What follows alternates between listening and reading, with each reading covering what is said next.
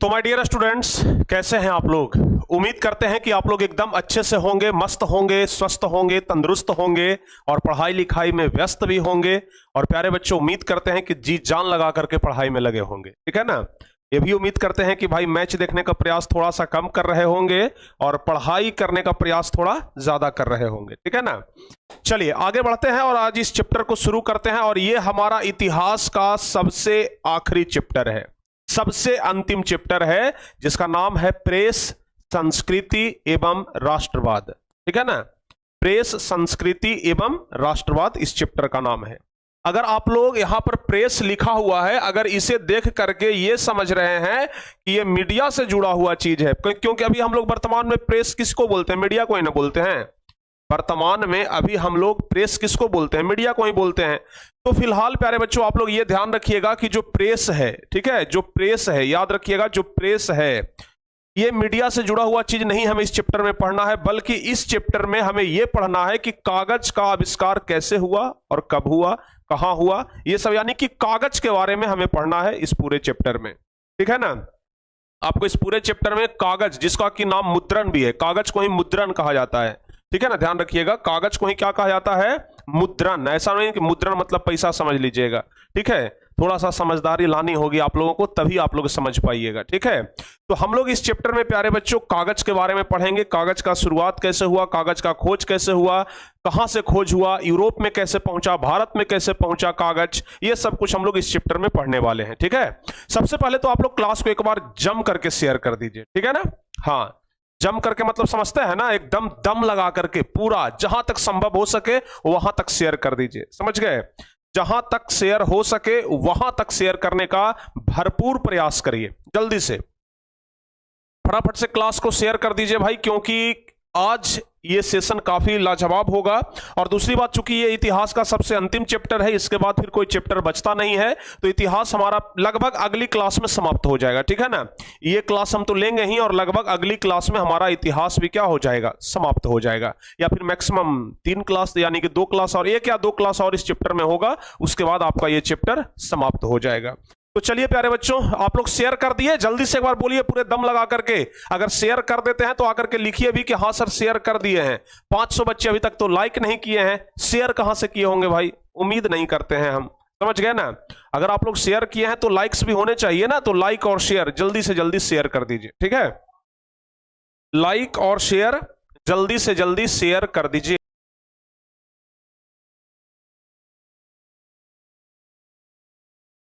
Crash course में अभी तक नहीं जुड़े हैं वो बच्चे जल्दी जल्दी से क्रैश कोर्स में अपना एडमिशन ले लीजिए, क्योंकि आने वाला परीक्षा सेंटअप परीक्षा भी है, और हो सकेगा तो हम सेंटअप परीक्षा में भी भरपूर मदद कर पाएंगे, जैसे आप लोगों को मासिक परीक्षा में हम मदद किए थे, ठीक है ना। तो सेंटअप परीक्षा में भी हमसे जहां तक संभव हो पाएगा मदद करेंगे प्यारे बच्चों, जैसे भी हो सकेगा वैसे मदद करेंगे, ठीक है ना।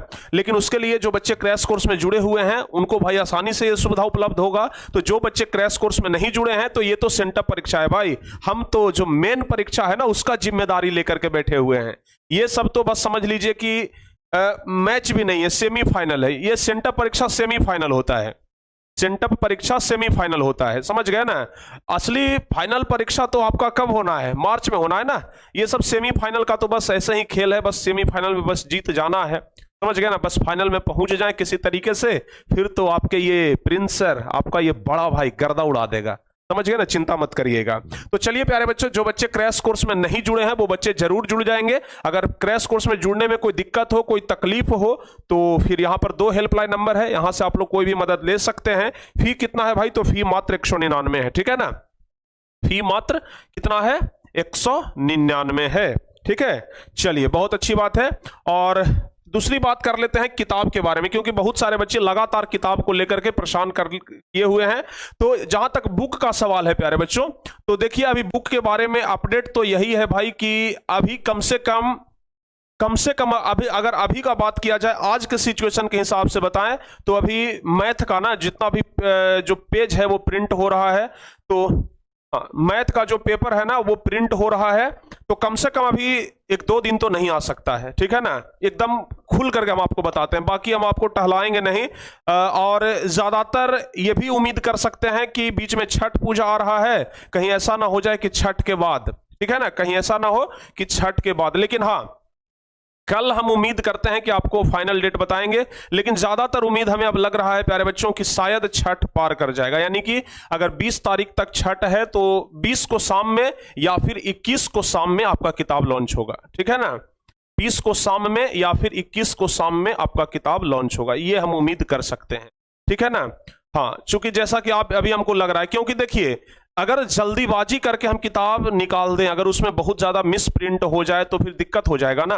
ऐसे भी आप लोग छठ में तो पढ़ाई ज्यादा करेंगे नहीं, छठ में तो ज्यादा पढ़ाई करेंगे नहीं, बस छठ में तो छठ पूजा ही मनाएंगे। ठीक है, तो बहुत देर हो रहा है भाई, इसके लिए मैं आपसे दिल से हाथ जोड़ करके माफी मांगता हूं। समझ गए ना कि आप लोग हम पर निर्भर हैं और हमारे कारण प्यारे बच्चों देर हो रही है। ठीक है ना, लेकिन खैर कोई बात नहीं, हम भी लगातार कोशिश में हैं। अच्छा ये बताइए, हमें नहीं चिंता है कि आप लोगों को किताब जल्दी देना है, हमें नहीं चिंता है कि आप लोगों के पास जितना जल्दी किताब आ जाए कि भाई आप लोग का जो इंतजार का घड़ी है वो समाप्त हो जाए। आपसे ज्यादा परेशान हम हैं। ठीक है ना, आप तो अपने लिए परेशान हैं, हमारे पास डेली हजारों बच्चों का कॉल आता है। ठीक है ना, कॉलिंग सिस्टम जो है ना वो अभी बुक को लेकर के तबाह हो चुका है, सचमुच बता रहे हैं। रोज बच्चे कॉल करते हैं कि सर किताब किताब किताब। तो प्यारे बच्चों हम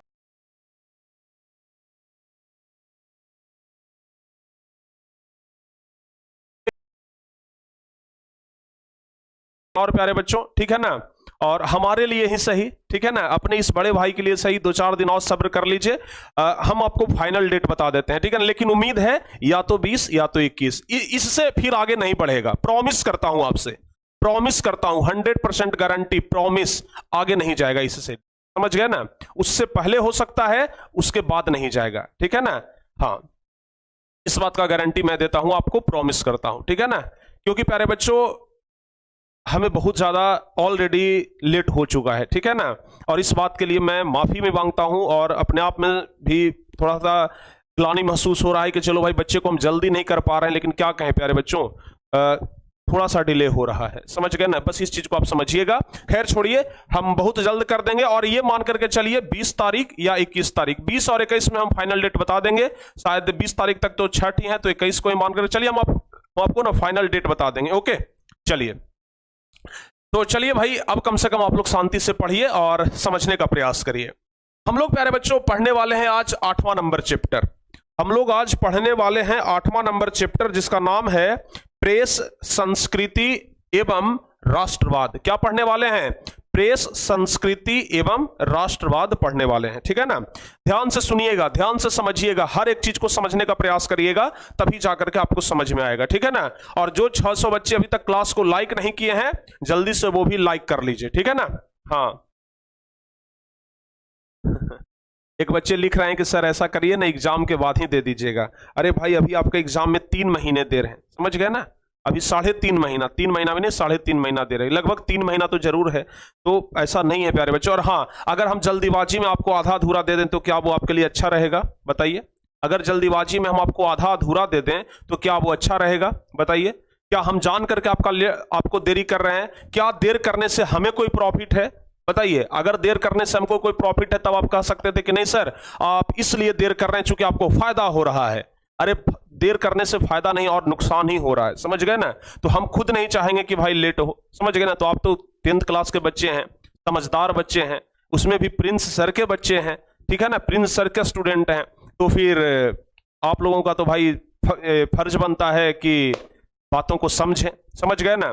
तो ये सब थोड़ा सा समझिए और थोड़ा सा विश्वास रखिए, हौसला रखिए, ठीक है ना, और बहुत जल्द आपके लिए वो आ जाएगा। ठीक है, हाँ जी, हाँ। तो चलिए प्यारे बच्चों, अब आगे बढ़ते हैं। और हाँ, एक बात और आपके लिए ना, एक बात और हम घोषणा कर देते हैं, ठीक है ना। प्राइज खैर जितना भी रहे बुक का, प्राइज खैर जितना भी रहे बुक का प्यारे बच्चों, ठीक है ना, बुक का प्राइज खैर जितना भी रहे, लेकिन एक बात और, प्रत्यक्ष तरीके से वो अभी के लिए वो पैसा लगेगा, लेकिन हमारा कुछ ऐसा प्लानिंग है प्यारे बच्चों कि अप्रत्यक्ष तरीके से वो किताब आपको फ्री में भी मिल जाएगा। ठीक है ना, 2 तरीका है, समझ गए ना। अभी आपको पैसा लगेगा, लेकिन आने वाले फ्यूचर में 5 से 6 महीने में ना वो पैसा आपको हम रिटर्न कर देंगे। ठीक है ना, वो पैसा आपका लगेगा कि हमको किताब भाई फ्री में मिला था, आपको ये फील करा देंगे, समझ गए ना। और जिस दिन किताब लॉन्च होगा उस दिन हम आपको बता देंगे कि ये कैसे संभव है। ठीक है, हम भी तो भाई अपने स्टूडेंट के लिए सोचते हैं ना, कुछ तो विचार करते हैं ना। तो भले अभी आपका पैसा लगेगा, जो भी पैसा लगेगा, लेकिन वो आपका समझिए कि आने वाले 2-4 महीने में जिस दिन लॉन्च होगा उसी दिन पता चल जाएगा कि हमें किताब का कोई पैसा नहीं देना पड़ रहा है, ठीक है ना। पैसा लग भी जाएगा और आपको यह भी लगेगा कि किताब फ्री में भी होगा, ये आपको उसी दिन पता चलेगा जिस दिन लॉन्च होगा, ठीक है ना। ई कैसे सर जी? ई अभी नहीं पता चलेगा, जिस दिन लॉन्च होगा ना उस दिन आपको पता चल जाएगा कि कैसे पैसा भी लग रहा है और फ्री में भी कैसे मिल रहा है, समझ गए ना। हाँ, दोनों चीज। चलिए आगे बढ़ते हैं। खैर इस पर ज्यादा हम कोई चर्चा नहीं करेंगे क्योंकि आज प्यारे बच्चों हमें टॉपिक के बारे में पढ़ना है, चैप्टर के बारे में पढ़ना है, समझ गए ना। बाकी आप छोड़ दीजिए ना हम पर, हमें कैसे करना है, क्या करना है, हमें अपने छोटे भाइयों के लिए, छोटी बहनों के लिए क्या करना है, वो सब कुछ हम अच्छे तरीके से समझ लेंगे, समझ गए ना। अरे वो टॉपर प्राइज तो अलग से होगा भाई, टॉपर प्राइज में हम नहीं सधाएंगे आपका पैसा, काहे चिंता कर रहे हैं, वो अलग से होगा आपका, वो हमारे तरफ से होगा। प्राइज का पैसा सधाया नहीं जाता है, वो अलग से होता है हमारे तरफ से, समझ गए ना। ये सब आप लोग चिंता मत करिए, समझ गए। चलिए अब गुस्सा मत होइएगा आप लोग, समझ गए ना। अब इतना भी गुस्सा मत हो जाइएगा हम पर, भाई प्यार से कोई चीज होता है, समझ गए ना। हाँ, चिंता मत करिए। चलिए बाकी आप लोग पहले भाई छठ पूजा मनाइए बढ़िया से एकदम, क्योंकि भाई पर्व है, बिहार का सबसे गौरवपूर्ण पर्व है, समझ गए। चलिए फिलहाल हम लोग क्लास को शुरू करते हैं। हम लोग पढ़ रहे थे प्यारे बच्चों प्रेस, संस्कृति एवं राष्ट्रवाद। अब ध्यान से सुनिए, अब हम आपसे रिक्वेस्ट करते हैं, दरख्वास्त करते हैं कि कोई भी बच्चा आप कमेंट नहीं करेंगे, ध्यान से सुनने का प्रयास करिए, ठीक है ना। अगर आप कमेंट करेंगे तो हम समझेंगे कि वो हमारा बिगड़ा हुआ स्टूडेंट है, समझ गए। तो ध्यान से बस सुनिए और समझने का प्रयास करिए। हम प्यारे बच्चों पढ़ रहे थे प्रेस, संस्कृति एवं राष्ट्रवाद के बारे में, जिसमें हम लोग जानेंगे कागज के आविष्कार के बारे में। किसके बारे में? कागज के आविष्कार के बारे में प्यारे बच्चों हम लोग चर्चा करेंगे। तो हम सबसे पहले आपको बता दें कि कागज का जो आविष्कार हुआ, कागज का जो आविष्कार हुआ वो सबसे पहली बार चीन में हुआ था। चीन को तो हम लोग भाई गलियाते हैं ना कि चीन है आज नया, कल काम से गया, लेकिन कागज जो कि आज इतना महत्वपूर्ण चीज है, उसका शुरुआत हुआ था प्यारे बच्चों चीन से। सोचिए अगर चीन आज कागज नहीं बनाता तो लोग इतना पढ़ पाते? नहीं पढ़ पाते। अगर कागज नहीं बनता तो लोग पढ़ पाते? आज एकदम कॉपी निकालते हैं और कॉपी को भर देते हैं, कॉपी निकालते हैं और कॉपी को एकदम जितना मन चाहे उतना भर देते हैं, ठीक है ना। लेकिन प्यारे बच्चों आप हमें यह बताइए, आप हमें यह बताइए कि क्या कागज का इतिहास जो है, कागज का आविष्कार जो है वो हमारे लिए कितना बड़ा खोज है। जब कागज नहीं था, सोच करके देखिए, जब कागज नहीं था तो कैसे लिखा जाता था। ऐसा भी तो अभी अगर इतिहास को अगर खंगालिएगा ना तो अभी ऐसा बहुत सारा सबूत मिला है जो कागज के पहले लिखा गया था, ठीक है ना। हाँ, समझ रहे बातों को। बहुत सारा ऐसा इतिहास मिला है, बहुत सारा ऐसा प्रमाण मिला है जो कागज के आविष्कार के पहले। तो वो कैसे लिखा जाता था? जिस समय कागज नहीं आया था उस समय किसी भी चीज को कैसे लिखा जाता था? पता है कैसे लिखा जाता था? पत्थरों की खुदाई करके। आप लोग देखिए यहां पर पत्थर देख रहे हैं ना, ये पत्थर देख रहे हैं, पत्थर पर खुदाई करके किसी भी चीज को लिखा जाता था, समझ गए। मतलब छेनी हथौड़ी लीजिए और पत्थर पर खुदाई कर करके लिखिए काखा गाघा, या फिर जो भी पांडुलिपि वगैरह में जो भी लिखाता था तो वो पत्थर पर खुदाई करके लिखाता था, और उसका प्रमाण आज भी बहुत जगह पर मिल जाता है, समझ गए। बहुत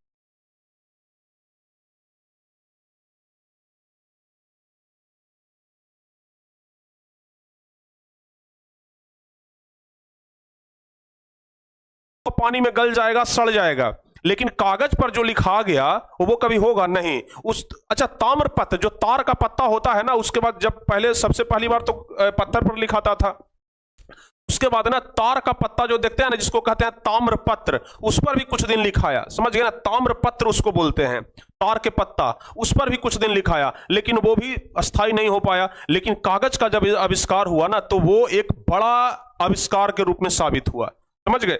तो ध्यान रखिएगा, जब कागज नहीं था, जब कागज नहीं था या फिर जब कोई लेखन सामग्री नहीं था तो उस समय पत्थरों पर लिखाता था या फिर मिट्टी का कलाकारी करके कुछ इस तरीके से लिखा जाता था, समझ गए ना। तो कागज का इतिहास कितना पुराना है? तो 105 ईस्वी में, ध्यान रखिएगा 105 ईस्वी में, ठीक है ना। एक चीनी नागरिक थे, एक चीनी नागरिक मतलब चीन देश के रहने वाले एक व्यक्ति थे जिनका नाम था, क्या नाम था? टस टलाई लून। चीनी वाला का नाम थोड़ा सा होता है, मतलब नाम भले उसका क्या है, मतलब चीनी है कि देखने में मीठा लगे, लेकिन उसका नाम बड़ा तीखा होता है, समझ गए ना। तो एक चीनी नागरिक था, एक चीनी व्यक्ति थे, चीन देश के एक व्यक्ति थे जिनका नाम था क्या?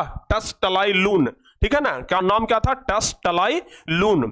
उन्होंने क्या किया कि कपास और मलमल का प्रयोग करके पहली बार कागज बनाया। और पहली बार कागज प्यारे बच्चों कुछ इस तरीके का बना था जो कि कपास और मलमल का प्रयोग करके बना था, ठीक है ना।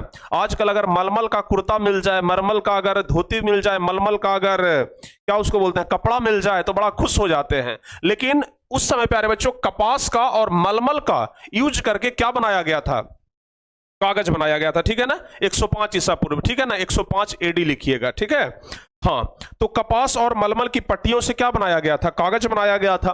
और अभी हम आपको बता ही दिए कि कागज का खोज सबसे पहले किसने किया था, तो चूंकि चीनी नागरिक थे तो इसलिए कागज का खोज सबसे पहले चीन किया था। हमने यहां पर यह भी लिख दिया है कि लेखन सामग्री के आविष्कार से पहले मानव जो है वो चट्टानों तथा गुफाओं में अनुभवों और प्रसंगों की खुदाई करके चित्रित करता था। यानी कि जब कागज का आविष्कार नहीं हुआ था, जिस समय कागज का आविष्कार नहीं हुआ था, ठीक है ना, हाँ, जिस समय कागज का आविष्कार नहीं हुआ था उस समय मानव क्या करता था कि पत्थरों पर खुदाई करता था या फिर बहुत गहरे गुफा में चल जाता था और गुफा में जाकर के लिखता था, ताकि गुफा वाला चीज तो जल्दी मिटेगा नहीं। तब ना देखते हैं आज सुरंग बना हुआ रहता है पत्थरों के बीच में, गुफा बना हुआ रहता है पत्थरों के बीच में और एकदम अंदर जाकर के लिखा रहता है, तो वही सब लिखा जाता था पहले, समझ गए ना। अच्छा, देखिएगा चीन कितना ज्यादा महत्वपूर्ण खोज किया है। चीन जो है वो हम लोगों के लिए नहीं बल्कि पूरे दुनिया के लिए कितना ज्यादा महत्वपूर्ण खोज किया। सबसे पहला तो कि हम आपको बता ही दिए कि कागज का आविष्कार कौन किया भाई, तो चीन किया। कागज का आविष्कार चीन किया, ये तो हम आपको बता ही दिए। रेशम का आविष्कार भी चीन ही किया था। आज रेशम के कारण का क्या बनता है, कपड़ा बनता है। अच्छा, रेशम का जो कीड़ा होता है वो किस पौधे पर पाया जाता है बताइए, परीक्षा में ये पूछा जाता है। रेशम का कपड़ा अरे ब्लॉक प्रिंटिंग बताते हैं भाई। ये कौन है अंकित, ब्लॉक प्रिंटिंग बताएंगे, पहले जितना बता रहे हैं ना वो समझ लो, उसके बाद ब्लॉक प्रिंटिंग बताते हैं हम। तो रेशम का कपड़ा, जो रेशम का जो कीड़ा होता है वो शहतूत के पेड़ पर मिलता है, ठीक है ना, किसके पेड़ पर, शहतूत के पेड़ पर। तो रेशम का आविष्कार कौन किया, चीन ही किया। अच्छा, जब सोचिए पहली बार जब कागज का आविष्कार कहां हुआ, चीन में हुआ, तो वहां के लोग कागज पर पढ़ाई लिखाई करने लगे, समझ गए ना। अब वहां के लोगों को ना परीक्षा लेने में बड़ा क्या सही होने लगा। यानी कि जो प्रतियोगी परीक्षा का जो शुरुआत हुआ ना वो चीन से ही हुआ। सोचिए आज जो आप लोग परीक्षा से इतना डरते हैं, इस परीक्षा का आविष्कार किसने किया था, चीन वाला सब किया था। सोचिए चीन वाला कितना गलत काम किया। आज अगर परीक्षा का आविष्कार नहीं करता तो आप लोग को परीक्षा देना नहीं पड़ता क्या। हाँ, अच्छा, परीक्षा का आविष्कार चीन वाला किया। इस बात पर आप चीन वाले को धन्यवाद देंगे कि चीन वाले को गाली देंगे, जरा बताइए, देखते हैं आप लोग का क्या राय है। परीक्षा का आविष्कार कौन किया, चीन वाला सब किया, समझ गए ना। प्रतियोगी परीक्षा का आविष्कार चीन वाला किया क्योंकि कागज का आविष्कार वहां पहले हुआ। जब कागज का आविष्कार पहले हुआ तो प्रतियोगी परीक्षा वहां सबसे पहले लिया गया, तो प्रतियोगी परीक्षा का आविष्कार चीन वाला किया। तो चीन के इस उपलब्धि पर कि वो प्रतियोगी परीक्षा का शुरुआत कर दिया, आप उसको धन्यवाद देंगे या फिर गाली देंगे। अब देखिए एक बच्चा लिख रहा है कि सर गाली देंगे। क्यों, परीक्षा अगर ले रहा है तो उसको गाली देंगे हैं? अरे परीक्षा ही तो है जिसके बदौलत आप लोग अपने आप को परख पाते हैं। कुछ बच्चे बोल रहे हैं कि सर थैंक यू बोलेंगे, कुछ बच्चे धन्यवाद देने के लिए बोल रहे हैं, कुछ बच्चे गलियाने के लिए भी बोल रहे हैं। क्या जो गाली देने के लिए बोल रहे हैं परीक्षा से डरते हैं क्या जी, एकदम सही सही बताइए। तो जो परीक्षा के नाम पर बोल रहे हैं कि चीन को गाली देंगे, वो परीक्षा से डरते हैं क्या है? इसका मतलब है कि आप लोग परीक्षा से डर रहे हो बाबू, सोच लो। जो धन्यवाद दे रहे हैं मतलब वो नहीं डर रहे हैं, जो गाली दे रहे हैं मतलब वो डर रहे हैं, समझ गए ना। हाँ, ऐसा बात नहीं है, समझ गए, इससे फायदा भी तो है।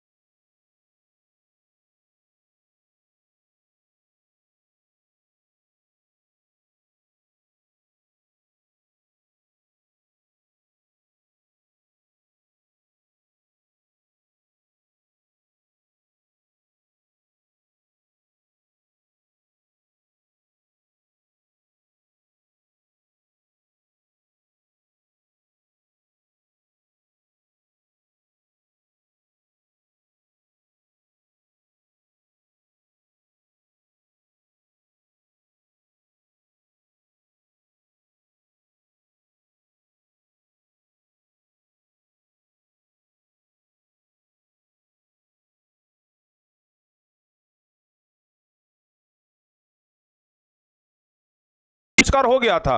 कागज का तो आविष्कार हो गया था, लेकिन उस पर कागज पर छापने के लिए कुछ साधन ही उपलब्ध नहीं था। समझ गए? कागज का आविष्कार हो गया था, लेकिन कागज पर कैसे लिखा जाएगा, कागज पर छपाई कैसे होगा, इसका आविष्कार अभी तक कोई नहीं किया था। लेकिन पहली बार उस पर छपाई का आविष्कार भी कौन किया? चीन वाला ही सब पहली बार छपाई का आविष्कार किया। समझ गए ना? अच्छा, पहली बार छपाई कैसे होता था, जरा ये जानने का आपको मन नहीं कर रहा है कि पहली बार सर छपाई कैसे होता था? बताइए, जानने का मन कर रहा है? पहली बार छपाई कैसे होता था, यह आपको जानने का मन कर रहा होगा। देखिए, छपाई के तहत प्यारे बच्चों चीन में पता है ब्लॉक प्रिंटिंग का स्थापना किया गया। क्या? ब्लॉक प्रिंटिंग, ध्यान रखिएगा, ठीक है ना? चीन में ब्लॉक प्रिंटिंग। अच्छा, अब ब्लॉक प्रिंटिंग क्या होता है आपको हम बताते हैं। प्रिंटिंग, ब्लॉक प्रिंटिंग क्या होता है ये हम आपको बताते हैं। मोहर आप लोग देखे हैं? मोहर, अरे कहीं पर देखते होंगे ना, एक पैड रहता है और उस पैड में क्या करता है, मोहर को उस पैड में ऐसे डुबा करके एकदम कागज पर ठप्पा मार देता है। वो वाला पैड देखे हैं आप लोग? वो मोहर तो आप लोग देखे होंगे। हमारे पास भी मोहर था, कहीं पर गुम हो गया है।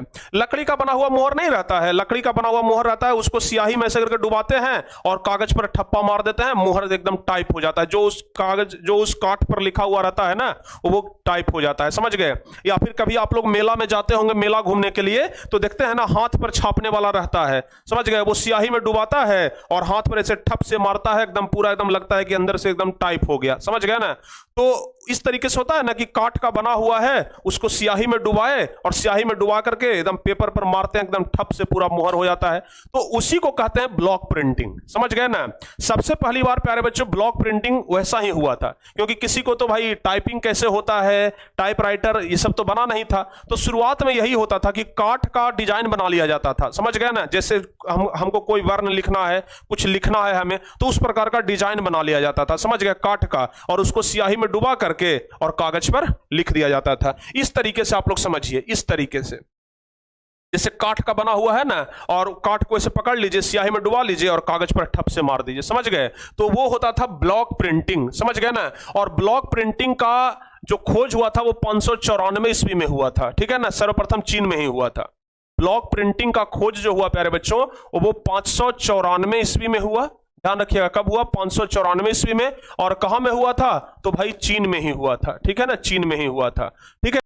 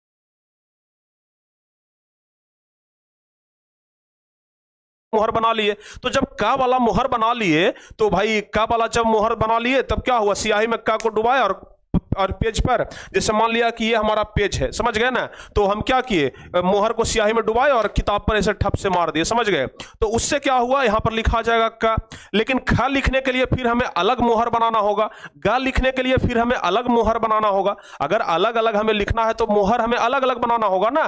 तो इस तरीके से प्यारे बच्चों बहुत सारा मोहर बनने लगा। समझ गए ना? अब भाई इतना ज्यादा मोहर बनने लग गया कि पता ही नहीं चला। समझ गए ना? अब इतना सारा मोहर हो गया है, इतना ज्यादा हो गया है ब्लॉक प्रिंटिंग वाला मोहर। समझ गए ना? तो ब्लॉक प्रिंटिंग वाला मोहर जब इतना सारा हो गया है, अब कुछ लिखना रहे तो पहले खोजिए कि भाई इसमें से वो वाला काठ वाला कहां गया, ब्लॉक प्रिंटिंग में वो वाला कहां गया। समझ गए ना? तो ये सब दिक्कत होता था। समझ गए? जब ये सब दिक्कत होने लगा तो कहा गया कि भाई कुछ ऐसा चीज लाओ ना कि मूवेबल रहे। मूवेबल मतलब रहे तो एक ही, बस उसको मूव करके हम अलग अलग तरीका से कर दें। समझ गए, रहे तो एक ही लेकिन उसको हम मूव करके अलग अलग तरीका से कर दें, ठीक है ना। हाँ, तो उसके बाद ब्लॉक प्रिंटिंग के बाद फिर प्यारे बच्चों क्या बनाया गया, मूवेबल प्रिंटिंग। मूवेबल प्रिंटिंग क्या बनाया गया, मूवेबल प्रिंटिंग, ठीक है।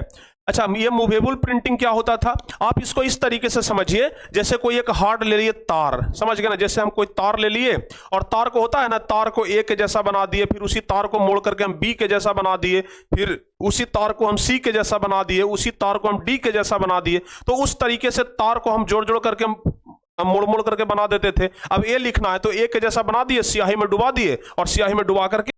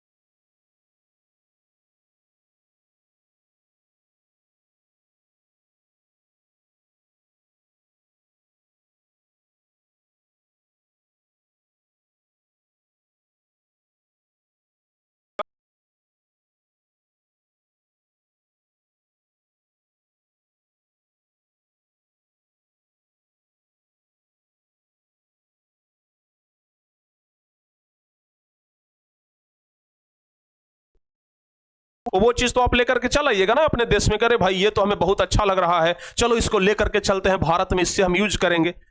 लेके आएंगे कि नहीं आएंगे, चाहे बाजारे जाते हैं तो वहां पर जो चीज अच्छा लगता है उसे खरीद लेते हैं कि चलो हम इसको लेकर के चलते हैं, घर पर इससे काम करेंगे, समझ गए ना। तो उसी तरीके से एक व्यक्ति था जिसका नाम था मार्को पोलो। एक व्यक्ति था प्यारे बच्चों जिसका नाम क्या था भाई, मार्को पोलो था, समझ गए ना। एक व्यक्ति था जिसका नाम था मार्को पोलो। मार्को पोलो का नाम सुने हैं। ये मार्को पोलो क्या किया कि रेशम मार्ग के जरिए कहां आ पहुंचा, हाँ रेशम मार्ग के जरिए ये कहां गया, पहले चीन गया, चीन में जाकर के देखा रे यहां तो एकदम छापने वाला मशीनें बना दिया है, एकदम भाई एकदम स्याही में डुबाता है, एकदम ठप ठप छाप देता है, काहे ना हम मशीनमा को लेकर के चलें यूरोप में, समझ गए ना। वो क्या किया कि एगो मशीन खरीद लिया, समझ गए, एगो मशीन खरीद लिया कि चलो एगो खरीद लेते।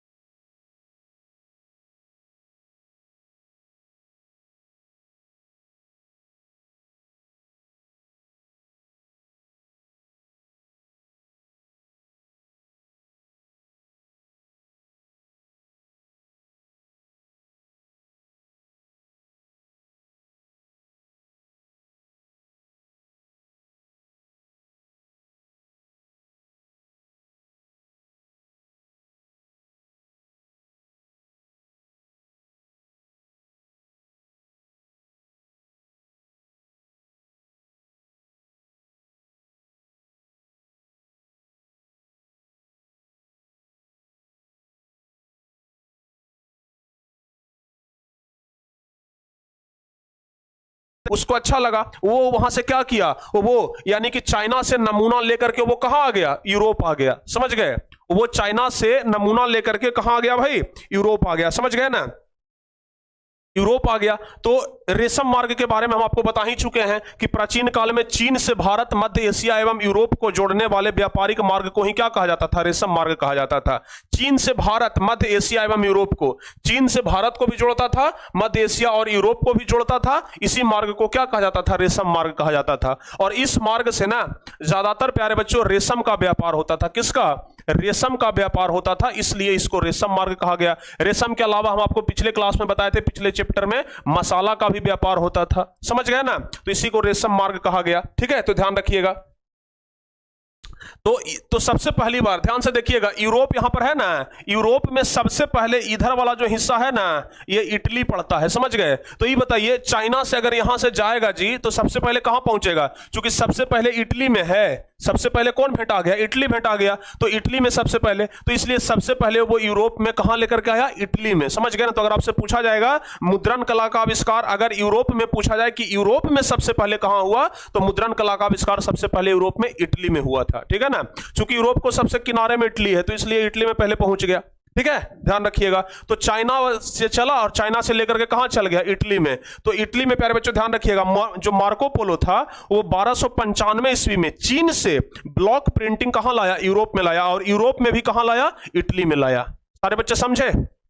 समझ में आ रहा है तो एक बार हां बोलिए जोर से, जरा दम लगना चाहिए, दम दिखना चाहिए आपके अंदर, समझ गए ना। अगर जो हम समझा रहे हैं वो आपको अगर समझ में आ रहा है तो ये दम दिखना चाहिए। जल्दी से बताइए कि हाँ सर समझ में आ रहा है जो कुछ भी समझा रहे हैं। हाँ, इससे ज्यादा आसान तरीके से और तुम्हें कोई नहीं समझा सकता है, समझ गए ना। इतना आसान तरीका से ना और कोई नहीं समझा सकता, इतना पॉइंट बाय पॉइंट करके, समझ गए ना। लोग तो बस किताब उठाते हैं पढ़ देते हैं, कम से कम हम वो वैसा नहीं करते हैं भाई। हम point by point, step by step समझाते हैं कि बच्चे कैसे समझेंगे, समझ गए। तो मार्को पोलो कहां गया था? चीन में, और वहां से 1295 ईस्वी में क्या किया? ब्लॉक प्रिंटिंग का एक नमूना कहां लेकर के आया? यूरोप में लेकर के आया, समझ गए ना, ध्यान रखिएगा। अभी हम आपको मूवेबल टाइप के बारे में बताए, तो मूवेबल टाइप इसका विकास सर्वप्रथम 13वीं सदी के पूर्वार्ध में कहां हुआ था? मध्य कोरिया में हुआ था। कहां हुआ था? मूवेबल टाइप का आविष्कार सबसे पहले कहां हुआ था? मध्य कोरिया में हुआ था, याद रहेगा ना। मूवेबल टाइप का आविष्कार सबसे पहले कहां हुआ था? मध्य कोरिया में हुआ था। ठीक है, ध्यान रखिएगा। हाँ, यहां तक सारे बच्चे समझ गए ना? चलिए, बहुत बढ़िया। चलिए जी, अब जरा देखिएगा ध्यान से, अब जरा ध्यान से देखिएगा। यूरोप वाला के पास थोड़ा दिमाग ज्यादा होता था, समझ गए ना। यूरोप वाला के पास ना दिमाग ज्यादा होता था। अब हुआ क्या प्यारे बच्चों कि ये जो मार्को पोलो था वो तो भाई लेकर के कहां आ गया? यूरोप लेकर के आ गया। अब जब यूरोप लेकर के आया तो सोचा कि काहे ना हम छापने वाला एगो मिले बैठा लें, यानी कि छापने वाला एगो मशीन में हम बना लें, समझ गए ना। ये मतलब कि मार्को पोलो लेकर आया इटली में, अब इटली वाला सब सोचने लगा कि भाई ये मशीनें बना लेते हैं, समझ गए ना, हम अपने छापेंगे बैठ करके, दिन रात छापेंगे, किताबें छापना शुरू कर देंगे, समझ गए ना। तो क्या किया? मशीन बना लिया। कब मशीन बनाया जी? तो ध्यान रखिएगा, यूरोप में कागज बनाने की शुरुआत कब हो गई? 11वीं शताब्दी में हो गई, 11वीं सदी में हो गई। यहां पर प्यारे बच्चों लाया था कब? 1295 में, 11वीं शताब्दी। हाँ, तो यूरोप में क्या हुआ? 1295 में चीन से ब्लॉक प्रिंटिंग कहां लाया गया? यूरोप में लाया गया, ठीक है ना।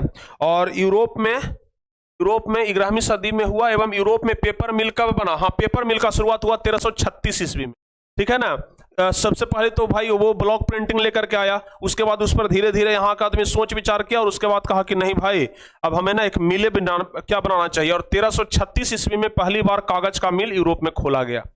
1336 ईस्वी में पहली बार कागज का मशीन खोला गया। अरे नोट छापने का मशीन नहीं भाई, कागज का छापने का। आप लोग सीधे नोटे पर चल जाते हैं, नोट छापने का मशीन, समझ गए ना। याद रहेगा यहां तक? बताइए। तो पहली बार नोट छापने का मशीन कब बना? 1336। फिर देखिए हम भी बोल रहे हैं नोट छापने का, कागज छापने का मशीन, ठीक है ना। कागज छापने का मशीन कब बना? 1336 में, यानी कि पेपर मिल खुल गया। कहां? पेपर मिल खुल गया। तो पेपर मिल, तो भाई कागज तो प्रिंट होने लग गया, कागज तो अब बनना शुरू हो गया यूरोप में भी। कागज अब पहले चीन तक ही बनता था, लेकिन अब कागज कहां खुल गया? पेपर मिल कहां खुल गया? यूरोप में भी खुल गया। अब जरूरत था कि एक ऐसा मशीन तैयार करना जिससे कि स्पीड में प्रिंटिंग हो जाए, समझ गए ना। क्योंकि अभी तक बस ठप्पा मार रहे थे ना, अभी तक तो हम लोग ठप्पा मार के प्रिंट कर रहे थे, उससे कितना देर में काम चलता, कितना काम चलता जी, समझ गए ना। लेकिन एक ऐसा मशीन का जरूरत था प्यारे बच्चों जो कि स्पीड में प्रिंट करे। जैसे अभी टाइपराइटर, ये अभी क्या उसको बोलते हैं, प्रिंटर कैसे होता है? बस एक क्लिक करिए और एकदम 150 को धड़ धड़ धड़ धड़ धड़ धड़ धड़ धड़ पेज निकल जाता है। तो कुछ वैसा ही जरूरत था, समझ गए ना, कि तेजी के साथ प्रिंटिंग हो सके। कागज तो भाई वो कागज का मिले खोल लिया यूरोप में 1336 में। अब जरूरत था क्या चीज का? एक टाइपराइटर का, उसको क्या बोलते हैं, प्रिंटिंग करने वाला मशीन का, समझ गए ना, प्रिंटिंग करने वाला मशीन का एक जरूरत था। अब प्रिंट कहा जाता है कि आवश्यकता ही आविष्कार की जननी होती है। आपको पता है ना, अगर कोई चीज का जरूरत पड़ेगा ना तो हम उसका खोज करिए लेते हैं, समझ गए। तो आवश्यकता ही आविष्कार की जननी होती है, ठीक है, ध्यान रखिएगा, आवश्यकता ही आविष्कार की जननी होती है, ठीक है। हाँ, ये बात भी ध्यान रखिएगा। हुआ क्या कि एक व्यक्ति था जिसका नाम था गुटेनबर्ग, ठीक है। एक व्यक्ति था प्यारे बच्चों जर्मनी में, ठीक है ना, एक व्यक्ति था जर्मनी में, यूरोप में ही पड़ता है ना, इटली जर्मनी सब उधर नहीं पड़ता है, यूरोप में ही। तो एक जर्मनी में व्यक्ति था जिसका नाम था गुटेनबर्ग। इसका हम चित्र यहां पर दे दिए हैं, ठीक है ना, इसका चित्र प्यारे बच्चों यहां पर है गुटेनबर्ग का। गुटेनबर्ग, ये जो गुटेनबर्ग था ना, इसके घर में तेल उल पेरने वाला मिल था, समझ गए। ये जो गुटेनबर्ग था तो इसके घर में ना तेल उल पेराता था, जैसे सरसों सब का तेल पेराता है ना जी, तो वैसे ही मिल रहता है ना, तो इस गुटेनबर्ग के घर में ना तेल उल पेरने वाला मिल था, समझ गए। तो अच्छा, पहले गुटेनबर्ग के बारे में बता दें कि जर्मनी के मेंज नगर में इसका जन्म हुआ था। जर्मनी का एक शहर है मेंज नगर, क्या, मेंज नगर, ठीक है। तो जर्मनी के मेंज नगर में इसका जन्म हुआ था, लेकिन जन्म एक क्या किसान परिवार में हुआ था। लेकिन वो किसान परिवार कैसा था, जमींदार था, समझ गया ना। वो किसान परिवार कैसा था, जमींदार था, यानी कि किसान तो था लेकिन इसके पास जमीन बहुत ज्यादा था। मतलब कि गुटेनबर्ग के पिताजी के पास ढेर सारा जमीन था, समझ गए। गुटेनबर्ग के पिताजी के पास ढेर सारा जमीन था, समझ गए ना। अच्छा, जब ढेर सारा जमीन था तो उसमें जो तेल उल आता था ना, सरसों वगैरह होता था, तो उससे तेल पेरते थे। तो इसलिए ये व्यापारी परिवार से भी बिलोंग करते थे, छोटा मोटा व्यापार भी कर लेते थे तेल उल पेर करके, तो छोटा मोटा व्यापार कर लेते थे। तो इसलिए जर्मनी के मेंज नगर में एक कृषक जमींदार व्यापारी परिवार में इनका जन्म हुआ। क्या लिखेंगे, सिर्फ कृषक नहीं लिखेंगे, सिर्फ जमींदार नहीं लिखेंगे, बल्कि कृषक जमींदार व्यापारी परिवार में इनका क्या हुआ, जन्म हुआ, ठीक है, ध्यान रखिएगा। यह बचपन से ही, चूंकि इनके घर में लगा हुआ था तेल वाला पेरने वाला मशीन, तो तेल पेरने वाला मशीन था, तो ये बचपने से देखते थे कि तेल उल कैसे पेराता है। तो बचपन से ही तेल और जैतून पेरने वाली मशीनों से परिचित थे। यानी कि ये जब जन्म लिए थे ना, उसी समय से मशीन देख रहे थे कि हाँ मशीन कुछ होता है, समझ गए। तो मशीन का तो भाई इनका एक्सपीरियंस पहले से था। तो जब पहली बार प्यारे बच्चों क्या ये जब देखे कि भाई कागज तो बन ही गया है, तो क्यों ना हम इसका छापने वाला कुछ वैसा मशीन बना दें, समझ गए ना। मशीन बनाने का जुगाड़ इनमें आया, और चूंकि ये मशीन से पहले से परिचित थे कि मशीन कैसे काम करता है, तो ये अपने ज्ञान और अनुभव से क्या किए, ज्ञान और अनुभव से सीसा, टीन और बिस्मथ, ये बिस्मथ है, समझ गए ना, बिस्मथ एक तत्व होता है, आप लोग को पता होगा। तो सीसा, टीन और बिस्मथ का प्रयोग करके एक प्रिंटिंग प्रेस यानी कि छपाई खाना का आविष्कार कर दिए, ठीक है ना। अगर मेहनत से कोई काम करो तो सफलता जरूर मिलती है, अगर कोई काम मेहनत से किया जाए तो उसमें सफलता नहीं मिलता है, सफलता तो मिल ही जाता है ना। अब एक बच्चा पूछ रहा है कि सर कितना बीघा जमीन था सर। अरे हम अमीन थे किसका, हम जमीन नाप ले चलते थे। अरे किताब में जमींदार लिखल है, मतलब जमीन ज्यादा होगा तब जमींदार लिखा हुआ है, समझ गए ना। अब हम तो भाई फित्ता लेकर के नापे नहीं थे, या फिर इसके बाबूजी से जाकर के नहीं पूछे थे कि कितना तो जमीन पड़ा हो, बताइए। अब कितना जमीन पड़ता था भाई ये, लेकिन हाँ बड़ा घराने का था, जमींदार था, ठीक है ना। जमींदार उसको कहते हैं जिसके पास ढेर सारा जमीन होता है, समझ गए। तो ये क्या किया, सीसा, टीन और बिस्मथ का प्रयोग करके क्या कर लिया, प्रिंटिंग प्रेस का आविष्कार किया, समझ गया ना। ये मतलब कि प्रिंट करने वाला एक मशीन तो बना लिया, चलिए भाई बहुत अच्छी बात है। प्रिंट करने वाला जब मशीन बनाया प्यारे बच्चों, तो कहा कि भाई कुछ छापना है इसमें, समझ गए ना। तो कोई ऑर्डर देगा तब ना छपाएगा, अपना मन से कागज एक तो महंगा बनता है और बिना ऑर्डर के छापेगा तो नुकसान ना होगा जी। तो सबसे पहली बार 1440 ईस्वी में, ध्यान रखिएगा 1440 ईस्वी में, कब, ध्यान रखिएगा डेट याद रखिएगा, 1440 ईस्वी में, कब प्यारे बच्चों जल्दी से बोलिए, 1440 ईस्वी में एक सुनार था, ठीक है ना। क्या था भाई, सुनार। सुनार कह सकते हैं कि एक साहूकार भी था, समझ गए ना, सुनार साहूकार समझते हैं ना। तो एक साहूकार जो था वो कहा कि देखो भाई पहली बार मशीन बनाए हो तो कुछ एकरा में पूजा पाठ होना चाहिए, कुछ बढ़िया चीज छपना चाहिए। अब शुरू में कोई गड़बड़ चीज मत छाप देना, समझ गए ना, क्योंकि नया नया चीज देखते हैं ना, कुछ चीज होता है तो पूजा पाठ भगवान का किया जाता है। तो जैसे हम लोग हिंदू हैं तो हिंदू में पूजा पाठ कौन करवाते हैं, पंडित जी करवाते हैं, समझ गए ना। अगर मुस्लिम में चले जाइए तो मुस्लिम में पूजा पाठ करवाते हैं मौलवी साहब। अगर ये क्या बोलते हैं ईसाई में चले जाइए तो ईसाई में पादरी होता है, ईसाई में पूजा पाठ कराने वाला जो होता है ना उसको पादरी कहते हैं, ठीक है। जैसे हम लोग के पंडित जी हुए ना, वैसे ईसाई में पादरी होता है। तो और अच्छा, और हिंदुओं का जैसे धर्म ग्रंथ क्या है, उसको भगवत गीता बोलते हैं ना, भगवत गीता है हिंदुओं का धर्म ग्रंथ, भगवत गीता है, रामायण है, महाभारत है। उसी तरीके से अगर मुस्लिम में चले जाइए तो उसका कुरान है, अगर ईसाई में चले जाइए तो ईसाई का धर्म ग्रंथ क्या होता है, जल्दी से बताइए, ईसाई का धर्म ग्रंथ क्या होता है? अरे जल्दी से बताओ मेरे भाई, जल्दी से बताओ, ईसाई का धर्म ग्रंथ क्या होता है? बाइबल होता है, बाइबल, समझ गए ना, बाइबल कहते हैं ईसाई के धर्म ग्रंथ को। तो चूंकि आपको पता है ना कि जर्मनी ये सब में ज्यादा लोग ईसाई रहते थे, जर्मनी में ज्यादा कौन रहते थे? तो ईसाई रहते थे। तो ये गुटेनबर्ग भी क्या थे? ईसाई थे, समझ गए, गुटेनबर्ग भी क्या थे? ईसाई थे। और जो साहूकार, जो सुनार आया था इनके पास ऑर्डर देने के लिए छापने का, वो भी ईसाई था। तो वो सुनार कहा कि देखिए भाई, सबसे पहले कुछ शुभ कार्य हो जाए और सबसे पहले ऐसा करिए, आप जो मशीनमा बनाए हैं ना ये प्रिंट करने वाला, एकरा से पहले बाइबल पुस्तक का छपाई करिए। किस चीज का? बाइबल पुस्तक का छपाई करिए, बाइबल का छपाई होना चाहिए, चूंकि हम लोग का पवित्र धर्म ग्रंथ है वो, समझ गए ना। तो इसलिए पहले छपाई किसका होना चाहिए? बाइबल का छपाई होना चाहिए। तो गुटेनबर्ग कहे कि चलो भाई ठीक बात है, बाइबल का ही छपाई करेंगे, समझ गए ना। तो जब बाइबल का छपाई हुआ, प्यारे बच्चों ध्यान रखिएगा, सबसे पहली छपाई किसका हुआ? सबसे पहली बार छपाई, सबसे पहली बार छपाई किस चीज का हुआ? बाइबल का हुआ, समझ गए ना, किस चीज का? बाइबल, बाइबल का छपाई हुआ, जो कि ईसाई का धर्म ग्रंथ होता है, समझ गए ना, बाइबल का छपाई हुआ। और जब पहली बार छपाई हुआ ना तो 42 लाइन और 36 लाइन छापा गया। कितना? 42 लाइन, चूंकि नया नया मशीन था तो ज्यादा नहीं है ना छपाता, और 42 लाइन और 36 लाइन वाला बाइबल का छपाई किया गया, ठीक है, 42 लाइन और 36 लाइन वाला बाइबल का छपाई किया गया, समझ गए। अब हुआ कुछ ऐसा भाई कि बाइबल का तो छपाई कर दिया गया, ठीक है, उसके बाद जब सफलता मिला, 42 लाइन छाप लिए, 36 लाइन छाप दिए, नया नया मशीन था, तब गुटेनबर्ग को लगा कि कुछ और बड़ा किया जाए, ठीक है ना। तब उन्होंने 421 लाइन वाले बाइबल की छपाई करना शुरू की, ठीक है। जब ये छाप दिए ना तो बोले कि अब 421 लाइन वाला बाइबल का छपाई करते हैं, तो 421 लाइन वाला, 421 लाइन वाला बाइबल का छपाई करना शुरू कर दिए, समझ गए। 421 लाइन वाला बाइबल का छपाई करना शुरू ही किए थे, मतलब खत्म तो नहीं किए थे, शुरू ही किए थे। तभी 2 आदमी था ना जो इन पर मुकदमा कर दिया, समझ गए, केस कर दिया। क्या केस कर दिया पता है? हंसी आएगा आप लोगों को। वो केस कर दिया ना कि मशीन हम्मर है, समझ गए ना, ये जो छापने वाला मशीन जो गुटेनबर्ग लिए हुए है वो मशीनवा हम्मर है, इसका मशीन नहीं है, समझ गए। सोचिए, अब देखा कि भाई अरे ये तो गुटेनबर्ग पूरा छाप रहा है, अच्छा तुमसे हम मशीनें ले लेते हैं, समझ गए ना। वो 2 आदमी का नाम था प्यारे बच्चों, फर्स्ट और सुओफर, ठीक है, वो 2 आदमी का नाम था, एक का नाम था फर्स्ट और एक का नाम था सुओफर, ठीक है, एक का नाम था फर्स्ट और एक का नाम था सुओफर। ये दोनों आदमी मिल करके क्या कर दिया? मुकदमा कर दिया, और मुकदमा करके मुकदमा जीत भी गया, और जीत करके गुटेनबर्ग से वो मशीन हथिया लिया, कोर्ट के आदेश के अनुसार क्या कर लिया? वो मशीन को हथिया लिया, समझ गए ना।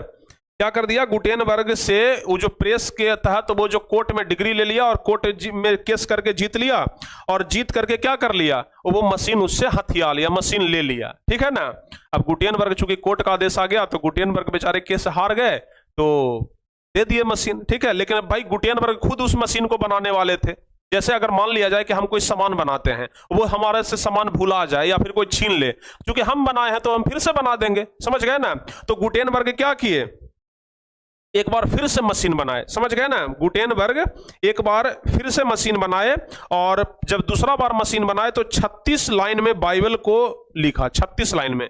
दूसरा बार, जब पहली बार तो मशीन बनाए जो ये दोनों छिनवा लिया, समझ गए ना। दूसरा बार जो मशीन बनाए 1448 ईस्वी में, दूसरा बार मशीन बनाए थे कब? 1448 ईस्वी में। ये सब कॉन्सेप्ट सिर्फ समझने के लिए है, समझ गए ना, ये सब सिर्फ समझने के लिए बता रहे हैं, बात सही है लेकिन समझने के लिए। सब परीक्षा में पूछता नहीं है कि दूसरा बार मशीन कौन बना, पहली बार कौन छीन लिया, ये सब कभी पूछा नहीं है, समझ गए ना। तो 1448 ईस्वी में फिर से वो क्या कर लिए? एक नया मशीन बना लिए।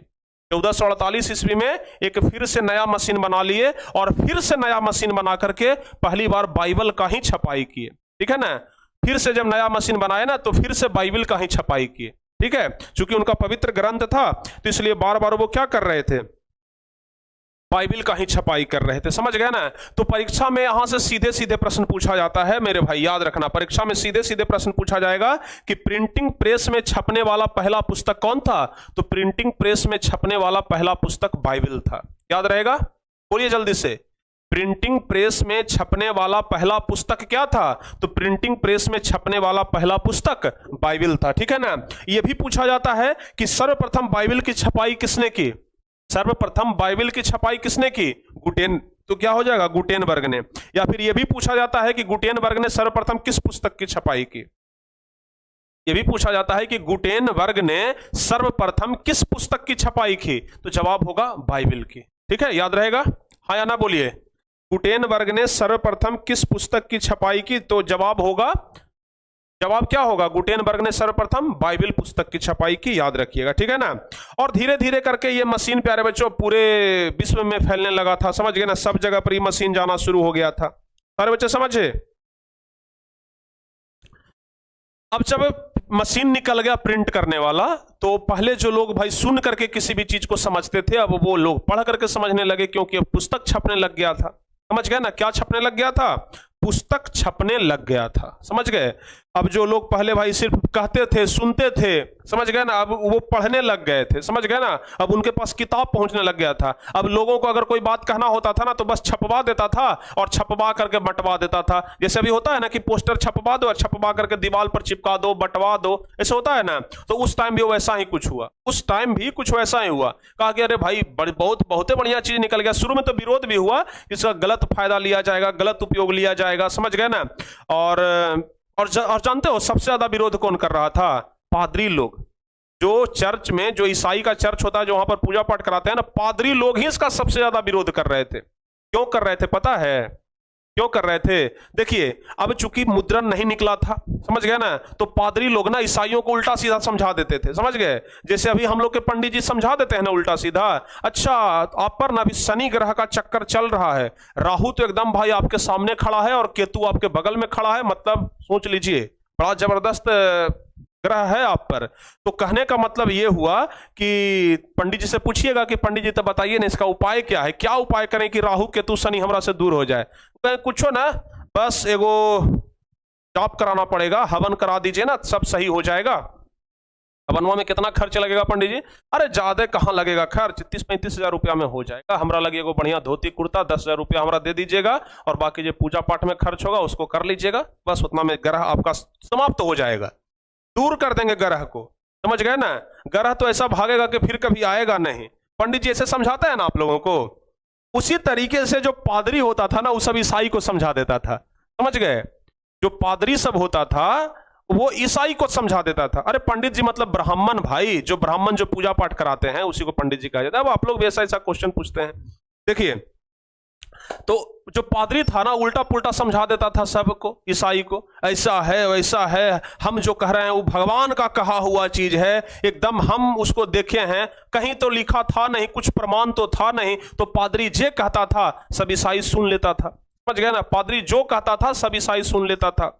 अब कुछ लोगों को लगने लगा कि ये तो गड़बड़ हो रहा है, पादरी तो भाई गलत मतलब गलत तरीके से लोगों को भड़का रहा है। तब एक व्यक्ति आए जिनका नाम था मार्टिन लूथर, ठीक है ना। एक व्यक्ति आए जिनका नाम था मार्टिन लूथर। ये है मार्टिन लूथर, ठीक है ना। ये कौन है? Martin Luther. और ये मार्टिन लूथर क्या किए कि एक पोस्टर छपवाए, समझ गए, एक पोस्टर छपवाए।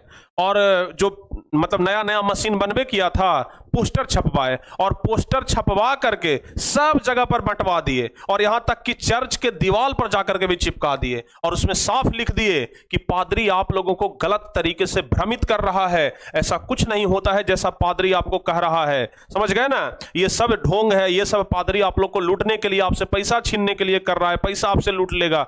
तो मतलब लोगों को ना पोस्टर छपवा करके मार्टिन लूथर क्या किए?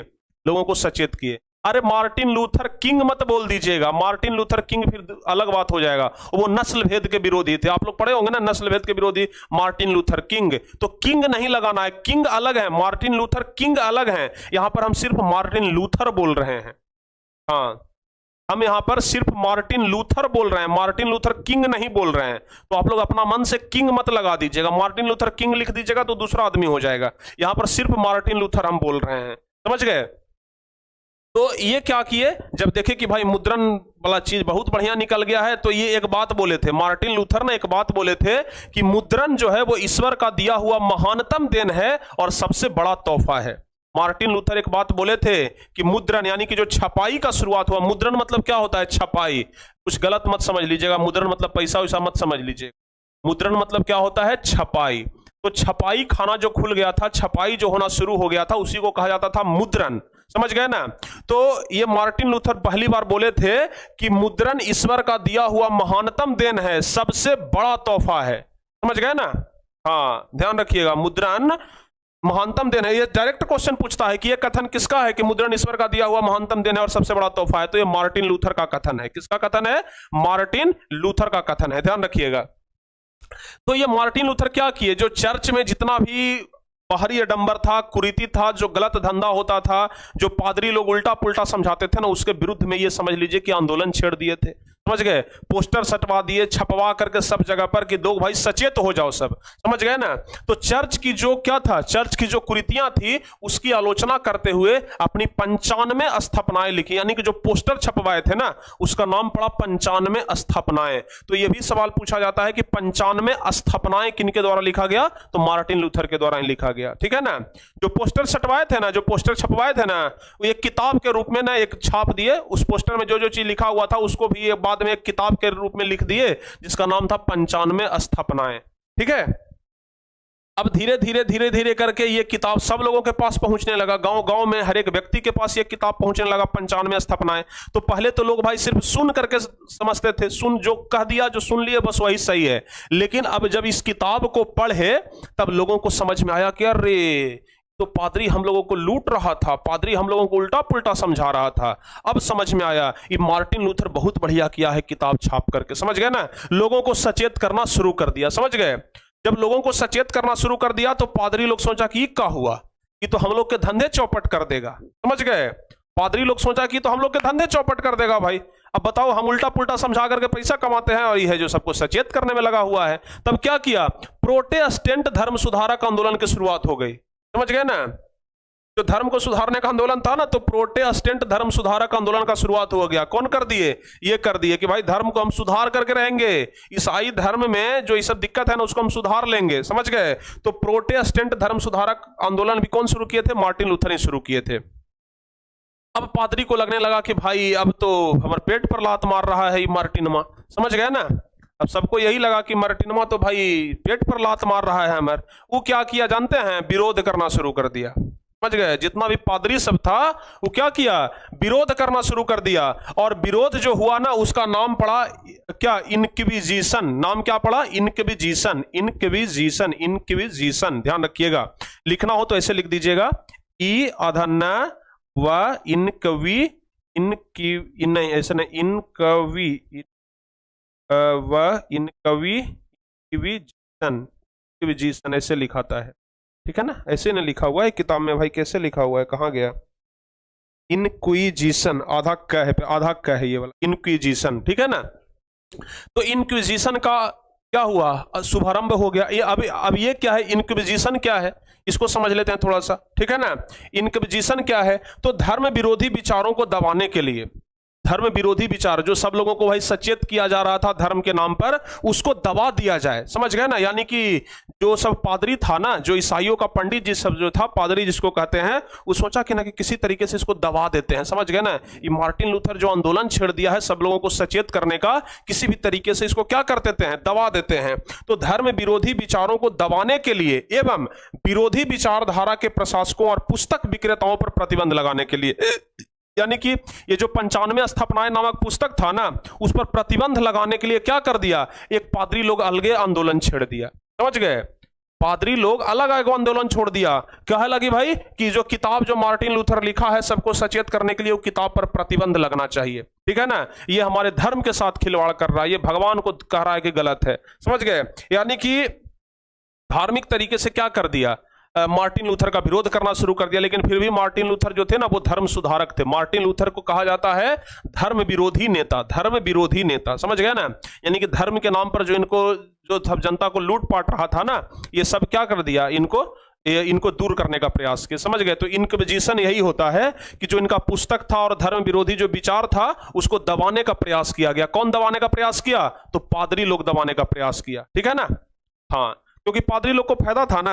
अब अगर हम मान लिया जाए कि घूम घूम के प्रचार प्रसार करना शुरू कर दें कि पंडित जी आप लोगों को झूठ बोलता है, इस शनि राहु केतु ग्रह ये सब कुछ नहीं होता है, इस सब के नाम पर आपसे पैसा लूटता है, अगर हम ये सब बोलना शुरू कर दें तो सब ब्राह्मण मिल करके, सब पंडित जी मिल करके हमारा विरोध करने लगेगा कि नहीं करने लगेगा? अरे ये तो पंडित जी के पेटे पर लात मार रहा है सब, अरे हमारा सब विरोध करने लगेगा ना, जितना भी ब्राह्मण समाज है सब हमारा विरोध करेगा।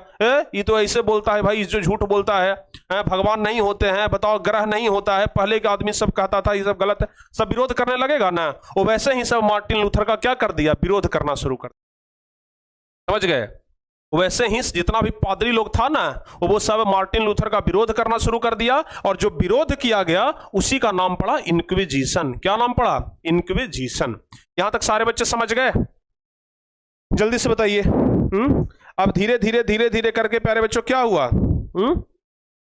20वीं सदी तक आते आते, 20वीं सदी तक आते आते जो छाप खाना था, यानी कि जो छपाई करने वाला कारखाना था, उसमें तेजी आ गया, बिजली से चलने लगा और बहुत तेज गति से अब छपाई होना शुरू हो गया था। ठीक है ना? तो 20वीं शताब्दी आते आते बहुत तेज गति से छपाई होना शुरू हो गया था। तो यहां तक सारे बच्चे समझ गए? अगर सारे बच्चे समझ गए हो तो जल्दी से लिख दीजिए कि यस सर, हाँ सर, हम समझ गए हैं। जल्दी से जल्दी से लिखिए। एक बच्चे बोल रहे हैं कि सर मार्टिन लूथर महिला था या पुरुष? आपको क्या लग रहा है?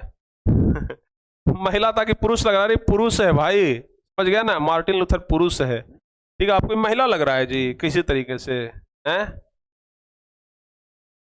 समझ गए ना? ध्यान रखिएगा। ओके, सारे बच्चे समझ गए ना? हाँ चलिए, सारे बच्चे समझ गए? किसी को दिक्कत भी है? जल्दी से बताइए तो। सब लोग समझ गए? अरे वाह, क्या बात है, सारे बच्चे लिखने के समझ गए, सारे बच्चे लिखने के समझ। तो चलिए कुछ क्वेश्चन पूछ लें क्या? कुछ क्वेश्चन पूछ लें। बताओ गुटेनबर्ग ने सबसे पहले किस पुस्तक की छपाई की? जल्दी से बताओ आप लोग। गुटेनबर्ग ने सबसे पहले किस पुस्तक की छपाई की? जल्दी से बताइए। गुटेनबर्ग ने सबसे पहले किस पुस्तक की छपाई की? फटाफट से बताइए क्या होगा सही जवाब।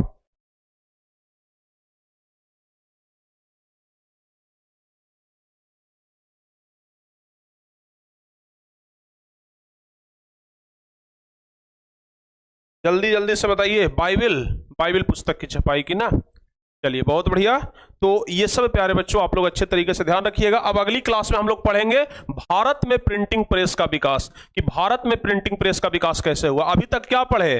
अभी तक हम लोग क्या पढ़े हैं? अभी तक प्यारे बच्चों चीन से कहां आया है? यूरोप में आया है। अभी तक चीन से कहां आया था? यूरोप में आया था। बगलवे में भारत है ना, यहां तक कभी हम लोग नहीं पहुंचे हैं। तो अगला क्लास में यही पढ़ेंगे कि छापखाना भारत में कैसे आया। समझ गए? पेपर का विकास, छापखाना भारत में कैसे पहुंचा, अगली क्लास में हम लोग ये पढ़ेंगे। और उम्मीद है कि अगली क्लास में आपका ये चैप्टर समाप्त ही कर देंगे। ठीक है ना?